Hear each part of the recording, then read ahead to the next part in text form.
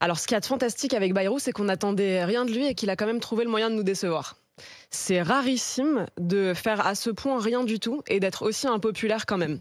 Donc, pour ces raisons, je considère que c'est une erreur d'écarter à ce point la menace de la censure. Pour moi, la menace de la censure, c'est un peu l'arme atomique dans la Ve République. C'est-à-dire qu'on doit demander à son Premier ministre, voilà tout ce qu'on attend, avec des lignes rouges claires, pas des lignes rouges floues, pas des lignes rouges évolutives, des lignes rouges claires, un calendrier, lui dire voilà à quelle échéance est-ce qu'on attend ça de vous, et si vous ne le faites pas, alors on vous censurera. Moi, ça fait des mois que le sentiment que j'ai, c'est qu'en réalité, tout le monde ne veut que durer dans cette histoire.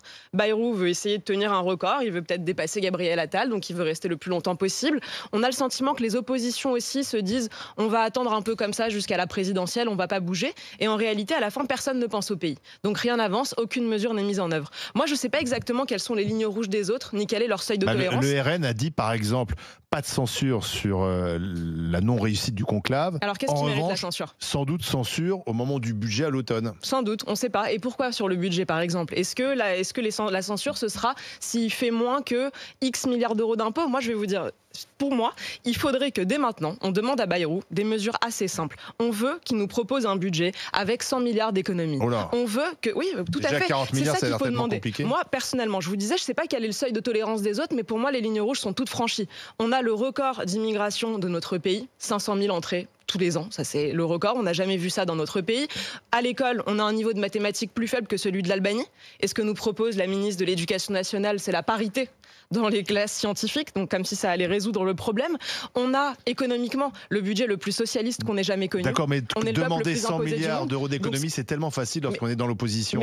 C'est très bien qu'une fois qu'on est aux manettes, eh bien, on se heurte à tous les corporatistes. Je le dis de manière un peu immodeste, mais je pense sortir de la facilité en proposant presque tous les jours des pistes d'économie nouvelles. Je pense essayer au moins de sortir de ça. C'est pas la seule chose qu'il faut lui demander. Il faut aussi demander à monsieur Bayrou d'imposer à son ministre de l'Intérieur de faire une circulaire, ça lui prendra une seule après-midi, une circulaire pour imposer les naturalisations zéro.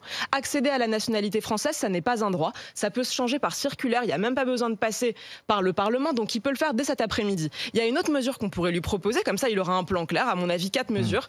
On peut aussi lui demander d'imposer une circulaire à l'éducation nationale qui sortirait les écoles, les associations de propagande de l'école.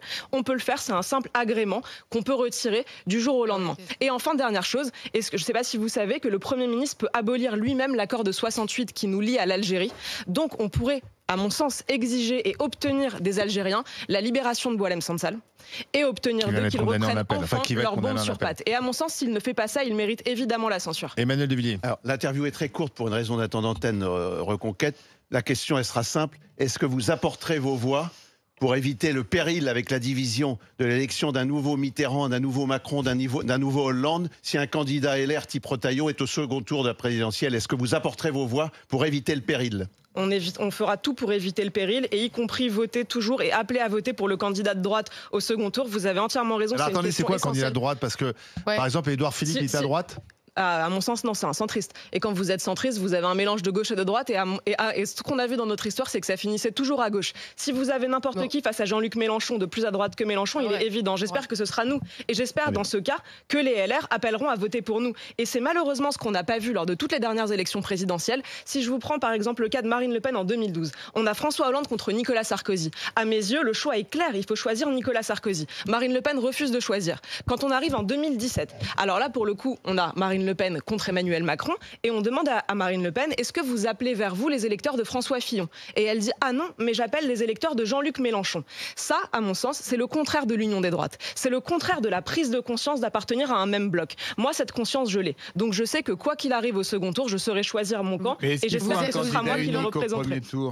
Est-ce qu'il faut un candidat? Non, ça je crois pas. En revanche, je pense que la démocratie, c'est la pluralité. Oui, mais là, un parti unique, c'est la dictature. À droite déjà pour le premier tour. Alors si vous additionnez Éric Zemmour pour Reconquête, Marine Le Pen ou Jordan Bardella pour le RN. On n'en sait rien. Éric Zemmour plutôt, alors j'annonce pas sa candidature à sa place, mais c'est ce que j'espère. Et si vous additionnez donc Éric Zemmour, Jordan Bardella ou Marine Le Pen à Retailleau, vous avez 53% des voix au premier tour. C'est-à-dire la majorité absolue dès le premier tour. Qu'est-ce que vous faites quand même d'un petit détail, c'est que Édouard Philippe, que vous qualifiez de centriste, est beaucoup plus à droite que Marine Le Pen sur les sujets économiques et sociaux. Est-ce qu'il n'y a pas un problème de ce côté-là ? Est-ce que cette droite que vous décrivez, elle n'est pas en fait très protéiforme ? Je comprends tout à fait ce que vous dites. Vous avez entièrement raison, elle est protéiforme. Et sinon, je vous aurais dit qu'un parti unique méritait d'exister. Si je vous dis qu'il y a besoin de pluralité, c'est que je crois en économie comme en politique et aux vertus de la concurrence. C'est essentiel que les Français aient le choix au premier tour. Et je reprends sur ce que je vous disais. On fait 53% des voix au premier tour. C'est-à-dire qu'il n'y a pas un seul scénario où la droite qu'on représente, le camp national, n'est pas au second tour. On sera au second tour quoi qu'il arrive. Toute la question est de savoir laquelle des trois lignes les Français vont choisir. J'espère qu'ils choisiront la nôtre parce que, comme vous le dites, nous, on n'est pas à gauche sur l'économie, on n'est pas à gauche sur l'immigration. Sur les deux sujets, je pense qu'on apporte les réponses que les Français attendent. Vous êtes une fervente défenseuse de l'union des droites, mais vous avez fait 0,5% aux dernières législatives. Bah non, on a fait 3% sur les circonscriptions où on était. Moi, j'ai regardé dans la presse ce matin, c'était 0,5% national. Mais peut-être que la presse ment. Je sais pas. Bon, très bien. Moi, je vais croire la presse, ou en tout cas 3%. C'est quand même beaucoup moins que le Rassemblement National et moins aussi que LR. Vous n'avez pas peur de vous faire bouffer dans une union des droites et de plus pouvoir défendre vos idées ? Alors, je vous donne un exemple de ce qui s'est passé très récemment. Vous aviez Giorgia Meloni qui, a 5 ans, était à 2%. En face, elle avait Salvini qui était lui aussi à plus de 30%. Tout le monde disait à Giorgia Meloni, il faut arrêter la politique. Ça sert à rien, ne continuez pas. Vous avez Salvini, il va vous bouffer, comme vous dites. Donc, arrêtez. La ligne que vous représentez ne vaut rien. Et 5 ans plus tard, elle a totalement inversé le rapport de force. C'est elle qui a totalement pris le leadership sur la droite italienne, et vous voyez avec les succès que beaucoup, j'imagine pas vous qui êtes une militante de gauche, mais beaucoup lui reconnaissent les succès, ça va du Rassemblement National jusqu'à Édouard Philippe pour admirer aujourd'hui ce qu'est en train de réaliser Meloni en Italie. Question simple d'actualité, faut-il interdire les mariages avec un étranger sous OQTF ?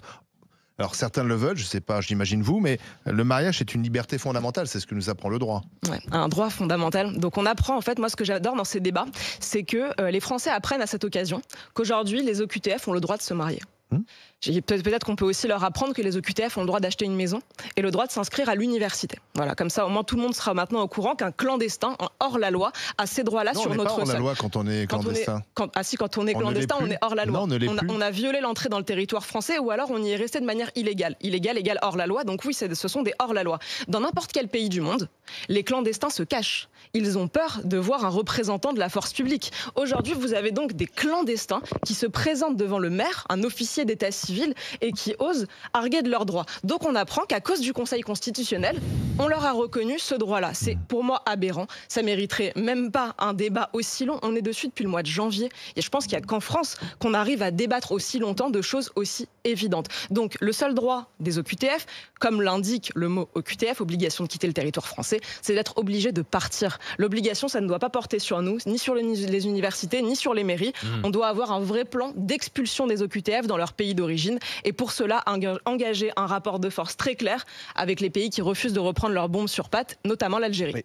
Avec l'ambivalence du RN, d'un côté le retour à l'ordre, de l'autre côté un programme économique que les observateurs indépendants qualifient de centriste, voire socialiste, en fait, on se rend compte maintenant que la vraie droite, elle vote Zemmour, elle vote Nafo, elle vote Retailleau, mais elle votera plus Le Pen ou Bardella. Enfin, c'est pas ce que disent les sondages. Moi, je veux bien, mais ça avance. Rappelez-vous de Meloni. Il y a beaucoup d'autres exemples comme ça, de gens qui ont commencé très bas et qui petit à petit ont réussi à imposer leur sujet. Je pense que ce qu'on a défendu en 2022 et qui paraissait pour beaucoup des sujets radicaux, etc., aujourd'hui s'impose de manière assez naturelle comme ce qu'il y a de plus consensuel en France. Je pense notamment aux libertés économiques, mais aussi à la ligne identitaire et anti-immigration qu'on a défendue, qui est devenue basique à droite. En vous écoutant sur d'autres plateaux, je me dis on assiste à un grand remplacement. Le grand remplacement d'Éric Zemmour par Sarah Knafo. Elle était facile. Non, mais sérieusement. Il sera ce soir chez vos confrères de BFM, chez Benjamin Duhamel, donc j'invite tout le monde à le regarder, il n'est pas du tout remplacé. On le croisera, mais est-ce qu'on n'entend pas une future candidate à l'élection présidentielle ? Éric Zemmour a eu sa chance, malheureusement il a raté son coup, pourtant au départ c'était plutôt bien parti. Est-ce que finalement c'est pas à vous d'y aller ? Moi je crois qu'on a toujours tort quand on enterre des personnalités de cette envergure-là. On l'a vu avec Donald Trump, quoi que vous en pensiez, tout le monde l'enterrait, tout le monde disait qu'il était perdu d'avance, qu'il allait être ruiné, que sa femme allait le quitter, qu'il allait être en prison. Enfin bref, on entendait pique-pendre sur lui 6 mois avant l'élection. Et ensuite, il a connu le plus grand triomphe qui était possible aux États-Unis. Personne ne l'avait prévu. pas même sur ce plateau, pas sur vos antennes. Personne ne l'a fait aux États-Unis. Exactement. Tout le monde le voyait revient. enterré. Et puis, il a gagné de manière totalement écrasante. Je vous ai cité Mélanie. Il y a énormément d'exemples de gens qu'on a enterrés, mais qui, au fond, portaient le discours qui était. François Mitterrand a attendu longtemps avant d'être président. Il y a eu 2 morts et 17 blessés cette nuit à cause des intempéries, des orages. On voit, c'est vraiment lié directement au risque climatique. Les catastrophes vont se multiplier dans les années à venir et s'intensifier aussi en intensité. Mais vous continuez d'être climato-sceptique. Alors, c'est pas vous directement, c'est le RN qui a voté cette semaine et la droite. Mais bon, vu que vous êtes pour l'Union, j'imagine que c'est votre famille au sens large, a voté pour un moratoire sur le développement des renouvelables cette semaine à l'Assemblée. Vous continuez, c'est un contresens absolu, autant pour l'industrie que pour l'économie française. Si elle prend tout mon temps de parole aussi. Oui, court, parce qu'il y a Est-ce que vous êtes vous continuez d'être contre l'écologie alors même qu'il y a eu des morts cette nuit. Je pense qu'elle a reconnu qu'elle ne m'accusait pas moi d'être climato-sceptique, vu que vous n'avez aucun propos, j'imagine, à tirer pour dire que je suis climato-sceptique. Pardonnez-moi, mais je pense que c'est vous qui êtes dans un déni scientifique total. Quand je vous entends dire que défendre le nucléaire contre les éoliennes aujourd'hui, quand vous parlez de cette loi, donc qui visait, vous avez raison, à arrêter les financements sur les renouvelables pour essayer de miser enfin sur le nucléaire et tout engager dessus. Aujourd'hui, vous avez donc l'énergie qui est la plus décarbonée du monde, l'énergie nucléaire, que les Verts comme vous avez contribué à détruire dans notre pays alors qu'on avait un héritage magnifique qui nous venait du général de Gaulle et qu'on a le mix énergétique, presque abattu. Personne n'y a pas un scientifique qui dirait que le nucléaire vous avez, avec vos politiques et avec vos discours, dissuadé des générations entières d'ingénieurs de d'aller se spécialiser. Mais si, parce qu'il y a un temps de parole. Donc, défendre l'écologie, défendre notre patrimoine naturel. Juste une phrase. La France est dépendante à 60% de son énergie des pays étrangers. À 60%. Et à cause de qui? Aucun scientifique. À cause de vous. À cause de gens comme vous. Moi, j'ai jamais eu à cause de gens comme vous. On a compris que tu as dit. Vous dites que je représente les autres partis, donc excusez-moi, vous représentez la tradition écologique en France, cette tradition qui nous a poussé à nous défaire de notre souveraineté, parce que l'énergie nucléaire, c'est celle qui nous permet non seulement d'avoir l'énergie la plus décarbonée, mais en plus qui nous permet d'être souverains. Donc heureusement qu'aujourd'hui, il faut miser sur le nucléaire. Pardonnez-moi, je défends à la fois l'environnement, notre patrimoine naturel magnifique, mais aussi la science, les vérités scientifiques que malheureusement vous ignorez quand vous attaquez comme vous le faites le nucléaire et quand vous défendez les éoliennes qui nous poussent à installer des kilomètres, des pylônes de béton, de l'acier qui là aussi vient de l'étranger. On n'est pas souverain quand on construit des éoliennes sur tout notre territoire. Ça, vous l'ignorez. Vous l'ignorez par pure idéologie verte. Excusez-moi. Merci Sarah Knafo.